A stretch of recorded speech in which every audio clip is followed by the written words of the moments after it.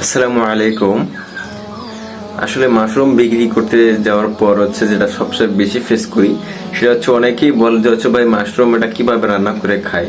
তো আসলে যদি মাশরুম কিভাবে রান্না করে খায় সেটা যদি নাই জানেন তাহলে মাশরুমটা মানুষ কেন নেবে, তাই না? তো আজ চলুন আপনার সাথে একটা সহজ রেসিপি শেয়ার করি। সেটা মাশরুম।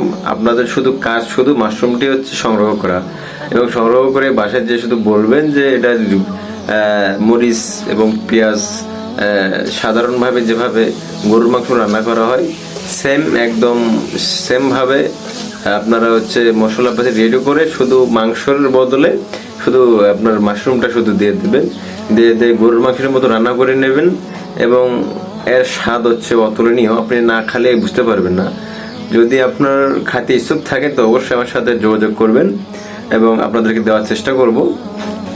ভালো থাকবেন, সুস্থ থাকবেন এবং আমার জন্য দোয়া করবেন। আল্লাহ হাফেজ।